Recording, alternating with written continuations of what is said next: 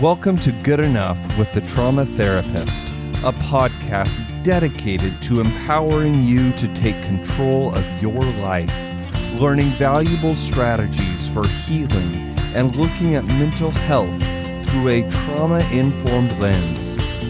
Get ready to feel empowered and confident in managing your symptoms. And now, here is your host, licensed clinical social worker, EMDR therapist, and certified clinical trauma professional, Jamie Vollmuller. Welcome to Good Enough. I am your host, Jamie Vollmuller from Long Island EMDR. And today we are going to continue our discussion from last week, guys.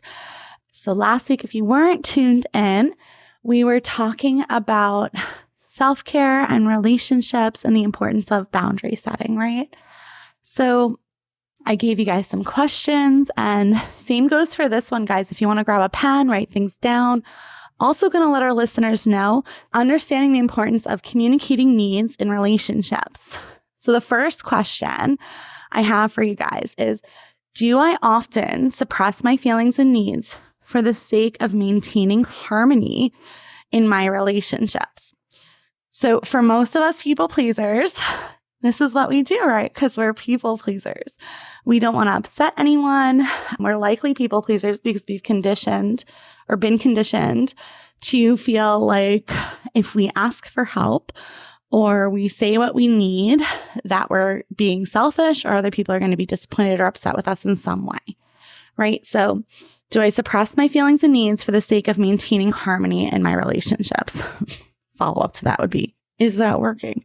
Number 2, have there been instances where I have been resentful because my partner or important people in my life did not meet the needs that I never voiced? And this is a big one because a lot of us who are not so great at telling people what we need, we get into that feeling where it's like our partner or the people who matter in our lives should just know. They should know us well enough to know what we need and know that we're struggling and know that we need their support, right? And just know that, because I think that's because as people pleasers, right, a lot of us are very good at figuring out what other people's needs are without them asking, because that's how we became people pleasers, right? We learned that if we take care of everyone else and we cater to everyone around us, then we get praise and we feel supported and we feel loved. So we have a really hard time understanding like, oh, well, if people love me, they should be doing the same things. Well, not everyone was raised to believe that their feelings and needs don't matter. They might be a little healthier than we are. So they might not be constantly scanning to see what the people around them need or want, right? That doesn't mean they don't care. It's just not a skill set that they have. Number 3, can I identify any reoccurring problems that stem from unexpressed needs in my relationships? The answer to this is probably a yes, guys. Often it comes up in feeling taken advantage of. And then when we feel taken advantage of, like it's the straw that broke the camel's back and we lose it. And then everyone looks at us like, I don't understand why you're losing it. I didn't even know this was a problem, right? Because we didn't voice what our needs were. But reoccurring issues that can occur is like feeling like you're taken advantage of or used and abused.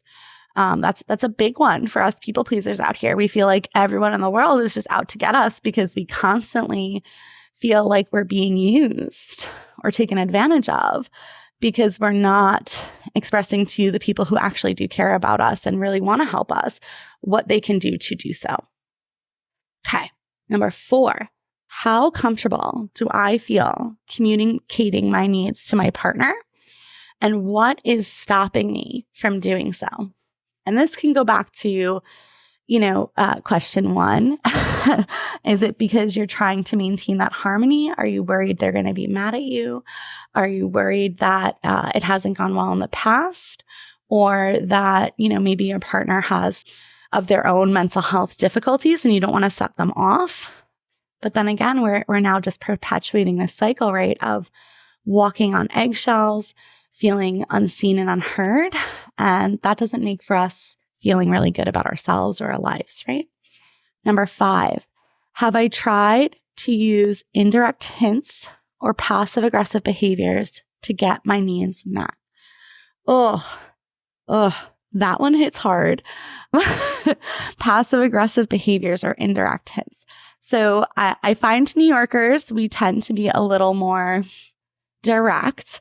I also run a company in Missouri, and there we call it their Missouri nice. So that's usually what I have to pick up on with a lot of my employees there is the indirect hints that things aren't going the right way, because they really do struggle with just bluntly saying what they need or what the concerns are. Number 6, am I confident about the difference between a need and a want in a relationship? So going over needs and wants, right? A need is something that is basic life survival skills. So I need to sleep for my own basic functioning. I need to feel loved. I need my basic needs met. I need to know that I'm going to have a roof over my head. My financially I'm secure, emotionally I'm secure, and like physically I am safe and secure, right? That's a need. In every relationship, you need to feel safe, secure, loved. A want could be like, I want my other partner to like to change themselves, maybe would be a want. You want them to change. We don't need other people to change for us to feel better about ourselves, right? A big thing that comes into play with a lot of the people I work with is most of us people pleasers, right, are that way because, again, we've been conditioned to be this way. It's our curriculum to make us feel like if we're just the good one, if we just take care of everyone else, then we'll be loved, then we'll be appreciated. But that doesn't often wind up happening because other people aren't mind readers. And if you're never expressing what you need, and honestly, if you're a really good people pleaser, right? Most of us are really good at like even masking the fact that we don't want to do certain things, that we'll say yes to doing things that we don't necessarily want to do because we genuinely do want to make other people happy. And I think that most relationships start out this way, guys. Like we get in that relationship, we really like the person, we truly don't mind helping people. It's just that eventually we hit our precipice of they keep asking us to do more and more and more. And we don't feel like we're getting that same reciprocity in that relationship. We don't feel like we're getting the same amount of support from that other person or, just support from that other person. And then we start to feel resentful. Or maybe you're doing that like indirect hint thing or the passive aggressive thing where you're like, hey, like it would be really nice if, but instead, like if I could get a shower every once in a while, like making passive aggressive comments. I have so many clients who be like, my spouse said something else like that today. And it's like, all right, well, the deeper meaning to that is probably they're feeling that they don't have enough time to their self-care, right? But when we are passive aggressive or giving indirect hints to people like that, it generally makes them feel like we're coming at them, right? Or we're being nasty to them and they don't necessarily know why. And again, guys, they don't know why because you didn't tell them what you needed. So we do have to take ownership of that. And as a fellow people pleaser who has struggled with this for most of my life and continue to struggle with it today, like there are plenty of times in my life that I know I need to set boundaries or I know I'm overextending myself. But because I genuinely do want to help, I will continue to put myself in bad situations. Work in progress, working on it, guys, not making excuses for myself. But it does get easier when you start to recognize those patterns within yourself. You've been listening to Good Enough. Thank you for listening to Good Enough with a Trauma Therapist. This is your host, Jamie Vollmuller. If you live in the states of New York or Missouri, we'd love to work with you. New Yorkers, give us a call at Long Island EMDR at 631-503-1539 or visit our website at liemdr.com. And for those of you living in Missouri, please call Brave Counseling and Psychiatry at 573-825-6441. Visit brave-mo.com.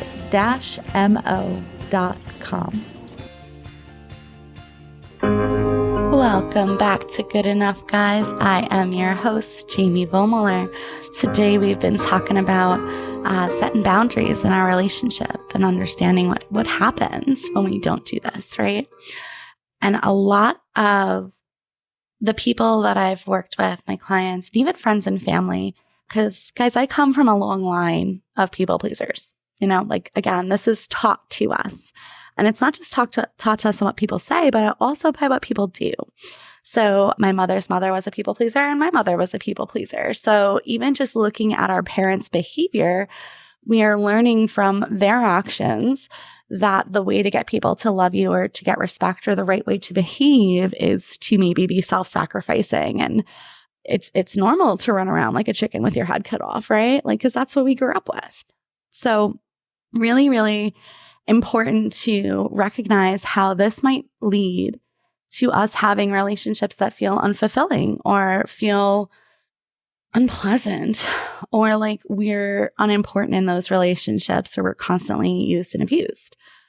And that's really, really important to recognize our role in putting ourselves in those kinds of situations.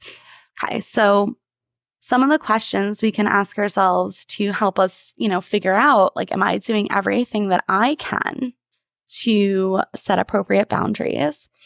And am I doing everything that I can to understand my role, right? So the first question again, get a pen if you don't have it, guys.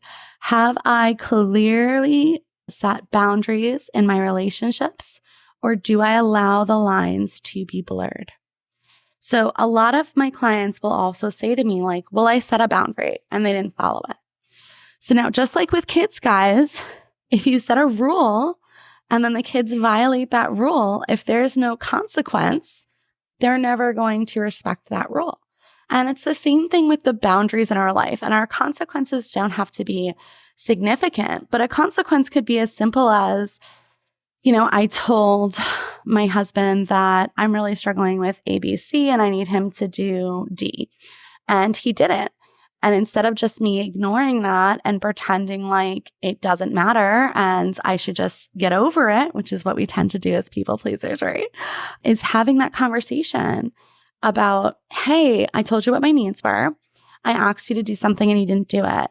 Can we discuss that, right? Because that holding someone accountable is required when they do not adhere to our boundaries, because otherwise your boundaries are just going to be repeatedly violated. And setting boundaries and holding boundaries, if we set a boundary, we need to be ready to hold it. We need to be ready to have a conversation with that person if it doesn't go the way that we lined it out. Because otherwise, it could be that that person maybe didn't understand that boundary clearly, or they didn't understand the expectations or how that's really affecting you. And you having that conversation and holding them accountable can really help clear up any issues and lead to less resentment on both sides, right? It really does improve your relationships when you learn to talk about what is bothering you and what you need. Number 2, how do I respond when my boundaries are disrespected? Right? And that's kind of what I was saying before. Do you pipe down and just pretend that nothing happened? Do you explode like a psychopath and scream at everyone and then no one's listening to you anyway because they feel like your response is astronomically disproportionate to the situation? And that's something me and my clients talk a lot about too, is because some of them will say well, I tried to set a boundary and then they don't respect it. And then, I did talk to them about it. Believe me, they know I'm upset. Well, if you're saying it like that, I'm assuming you probably lost your SHIT, and that's not great, right? So no one's going to be listening to you if you're in an elevated voice talking to them. But if you're in a regulated body and saying, hey, this really hurt my feelings, or hey, did you not understand what I meant before? I really needed you to do this. That conversation is going to go a lot differently. And sometimes we need to take a day if someone violates our boundaries and re-regulate ourselves before we can have that conversation. But it is important to have that conversation. Number 3, have I experienced feeling overwhelmed, disrespected, or taken advantage of due to lack of boundaries? And if, you might not have realized in the past that it's a lack of boundaries, but if you chronically feel overwhelmed, disrespected, or taken advantage of, you might want to start looking at your boundaries. Because a lot of the times when we're feeling overwhelmed, it's because we're taking on more than we can handle. And that does come into boundary setting because we're saying yes to too many things and we need to learn to say no, right? Number 4, what aspects of my personal or emotional space have I compromised in the name of my relationship? This one's pretty major. And I think this is sometimes why, especially like hardcore people pleasers, will just sever a relationship. Like they never have that conversation about how their boundary was violated because they feel like I have been acting so out of my own character and I have been doing everything for this person and they just continually violate me and take advantage of me. And that's a valid feeling. But if you're trying to change yourself to please someone else, that's really not on that other person, love. That's on you. And we're never going to get anyone to love us, like authentic us, by pretending to be a different human or by living by values that our moral compass does not agree with, right? Number 5, how often do I say yes when I generally want to say no? This is what I said before. Bigger question, why do I do this? That's one you might need to journal on. Like, why do I do this? Is this because of my childhood? Is this because I'm afraid that others are going to abandon me or I'm going to lose people? Like, what's coming up for me?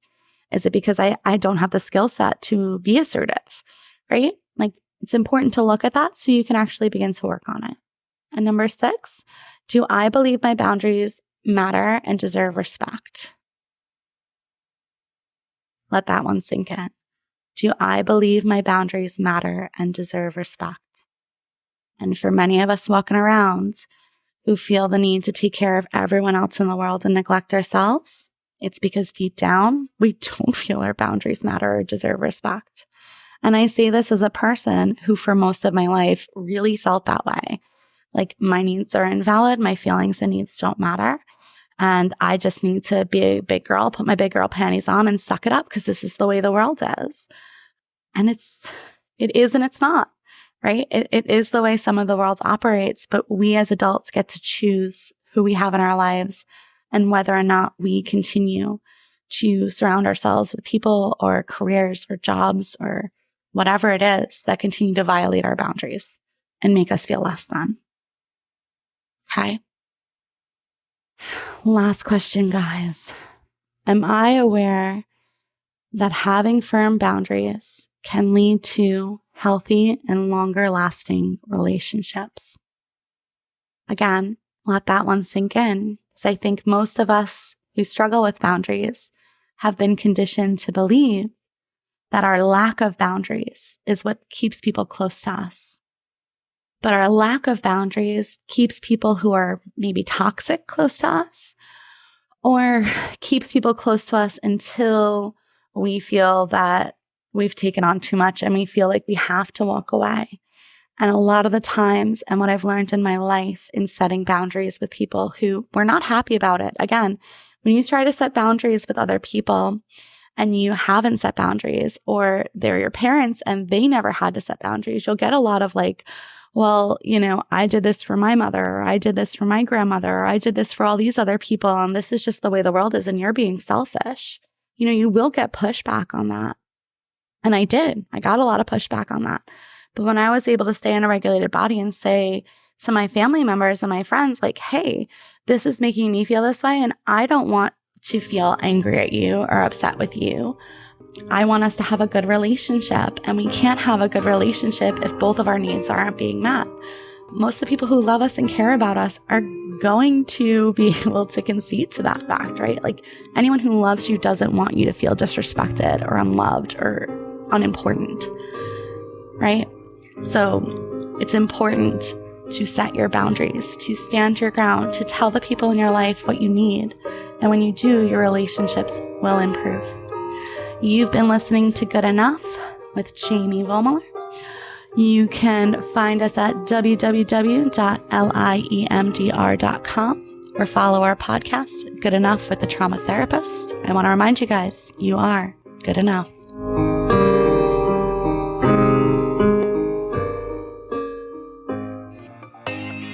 Thank you for listening to Good Enough with the Trauma Therapist. We appreciate you listening. While our host may provide some personal and professional advice, we want to remind you that this show is for entertainment purposes only. Each individual situation is unique, and Good Enough is not a substitute for mental health treatment. If you need a therapist and are located in New York or Missouri, feel free to reach out to us at liendr.com or brave-mo.com.